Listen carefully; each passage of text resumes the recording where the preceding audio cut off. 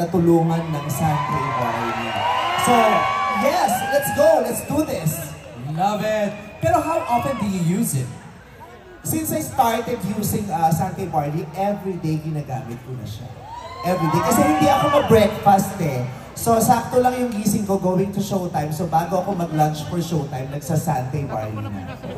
Kaya next question dyan, how are you living for more with Santé Barley? Well, Santé Barley has allowed me to live for more. Wow, beauty. So, how? Well, syempre, maganda kasi yung products ng Santé Barley. At pinakamahalaga na tulong ito sa akin, eh yung nabuboost niya ang immune system ko. Syempre, through that, I am able to live for more kasi I am part of a very challenging industry. Diba? Very challenging and demanding. Nagcha-challenge at dinedemand niya so much of my time, of my strength, of my health. So, kahit ang daming privileges, opportunities na dumarating sa buhay ko, sa trabaho ko, sa karera ko, kung hindi ako physically fit, kung hindi ko kayang humarap sa mga hamon ng trabaho ko, hindi ko magagawa at ma-achieve pati yung mga marami ko pang mga pinapangarap na mapagtagumpayan sa buhay. So sa pamamagitan ng Santé Barley, natutulungan niya akong maging mas maayos ang pangangatawan ko. Diba? Mas maayos ang aking pangangatawan upang mas humaba pa yung lakas ko araw-araw. Kasi especially ngayon, ang stress level natin ang taas-taas. Diba? Parang, tapos yung 24 hours a day, ang bilis niyang nauubos. Pero bago pa maubos yung oras at yung araw, minsan nauubos na yung lakas natin. Hindi pwedeng mangyari yun. Kailangan meron tayong karampatang lakas ng pangangatawan upang maharap yung mga kailangan nating harapin at mapagtagumpayan araw-araw. Sa trabaho, personal o professional man yan, kailangan meron tayong sapat na lakas. At yung immune system natin ay kailangan natin kilalanin at mapahalagahan. At yun ang magandang dulot sa akin ng Santé Barley. Galing! Well said. Sir Joey, why Vice Ganda? Well, dahan mo yan. Ang hirap pagsundan si Vice, ano?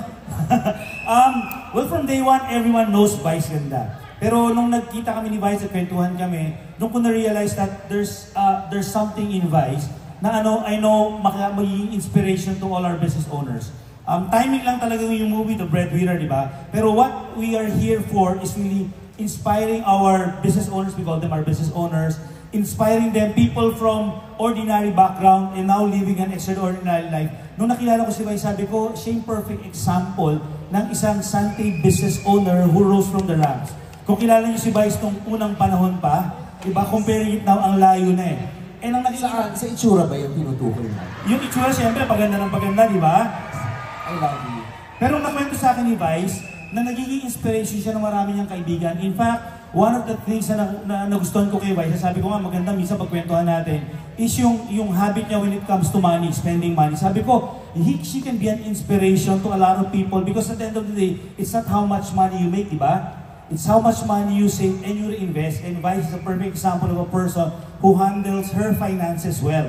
Napakaganda ng kwento niya at naging inspiration siya, okay, to all people from all walks of life. And I think yung presence si Vice in Santé can really help a lot, not only Filipinos in the Philippines because we're already open all over the globe and we're already inspiring mga OFWs.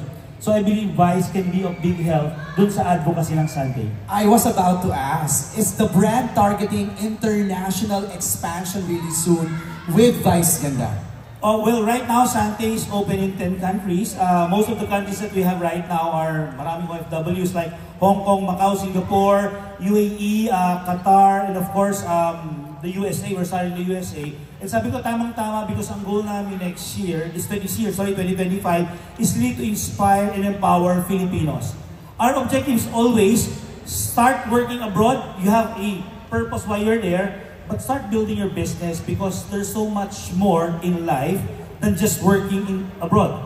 Ang goal kasi namin balang araw, they have a business of Santé in different countries and they can go back home while retaining their business there. And Vice can be of big help to us. Galing! Alright, let's go back to your healthy routine, Vice, no?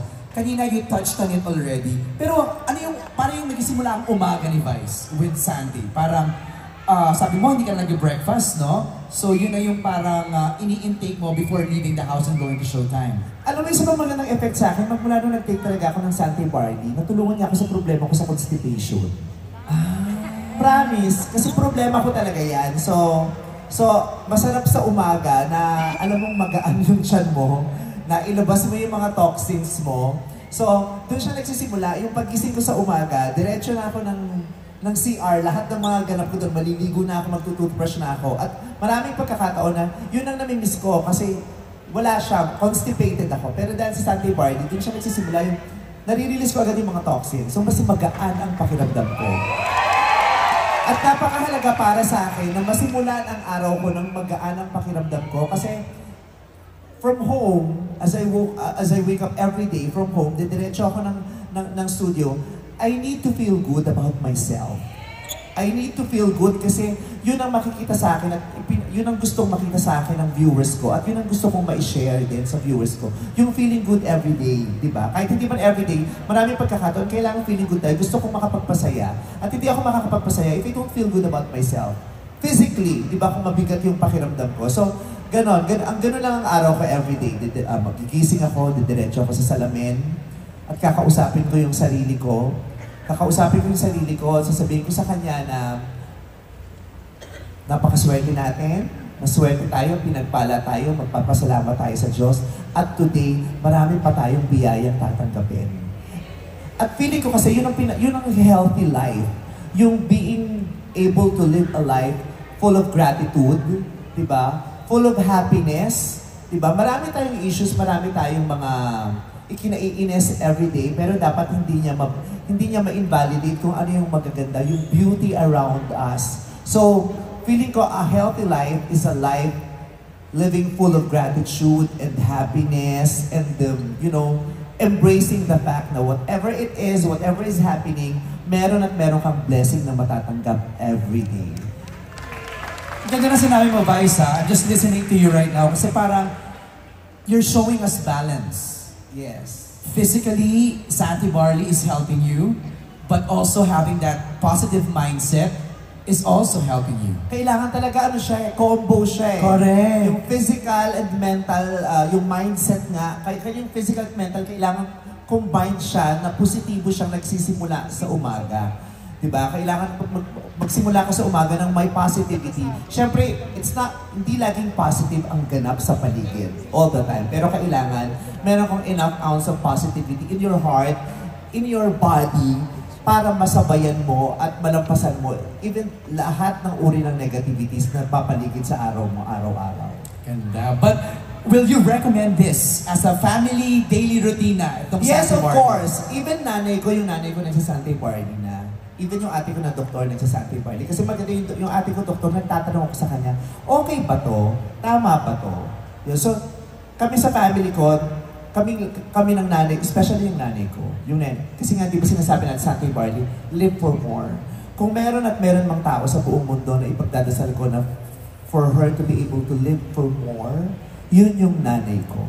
At itong pagpapakilala ko sa kanya ng Sante Barley, masaya ako dahil isa to sa mga nagbibigay sa akin ng paniniwala na yung nanay ko, mas haba pang buhay, mas haba pa yung pagkakataon namin na magkasama at mas magiging maligaya pa kaming magkasama. Ganda. Ang maganda dyan, Vice, na-introduce mo si Sante Barley to your mom, to your sister. Sa younger generation naman, Sir Joey, kasi you've been tapping a lot of influencers, the biggest names in show business. Can we expect more influential ambassadors, especially to introduce this product to the younger generation? Why am I not enough? No, you are enough. Okay. That's what I'm saying. Ang bilis ko doon, ha? Ang buti na nakasagot ko agad doon, guys, ha?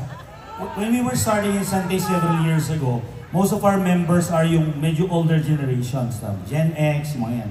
Pero nakita namin na for the past few years, medyo there's an influx of the young people, the millennials, the Gen Zs. Doon namin na-realize na yung health and wellness is not only for older people but for the younger generations. The question is why we started with Vice. Siyempre parang if you will start promoting, kasi ang goal namin, massive brand relaunch is 2025. So let's go for the big names. So ang una talagang pumasok dyan is Vice ganda. But the question is, will we invite other influencers?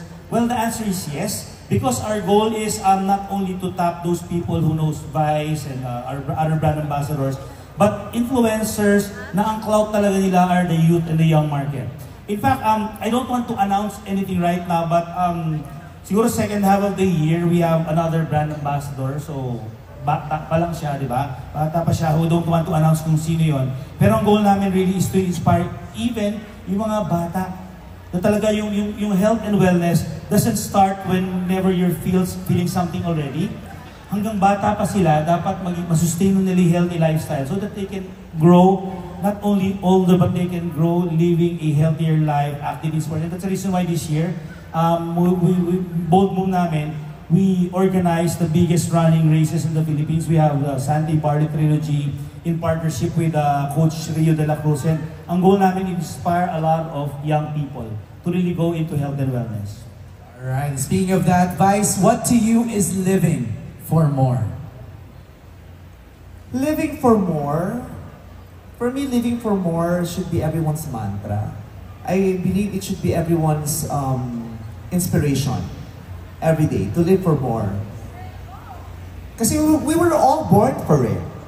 Diba? We were all born to live for more. Hindi naman tayo pinanganak para magmukhang kawawa. Diba? Hindi naman tayo pinanganak para mapagkaitan. Hindi naman tayo pinanganak para hindi ma-enjoy ang buhay. Because life offers a lot of endless and limitless surprises and possibilities every day. At ipinangako yan ng Diyos sa atin. Diba? Na hindi tayo, kaya ang laki-laki ng ginawa ng Diyos sa atin ng mundo at napakaganda ng mga creations ng Panginoon.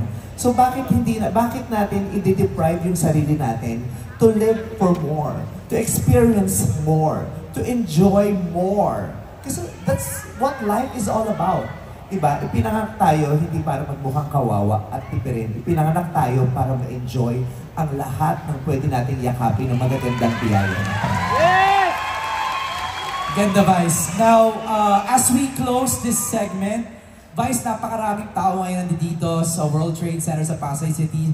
Iba sa kanila, malayo pang pinanggalingan. But they're very excited to welcome you as the new member of the Santi Barley family. Anong mensahe mo sa kanilang lahat? I love you too so much. Well, first and foremost, I want to say thank you to you, sir, and to the entire Santi family. Thank you very much for welcoming me to your wonderful family. I am just so proud to be here today and to be with all of you. I'm so proud to say na, at last, part na ako ng Santi family. And I am very proud of all of you. I am very proud of all of you. The first time that I was able to talk to him, we talked about the kind of people na bahagi ng pamilyang ito. And I was just overwhelmed to know that Santi family is a family of breadwinners.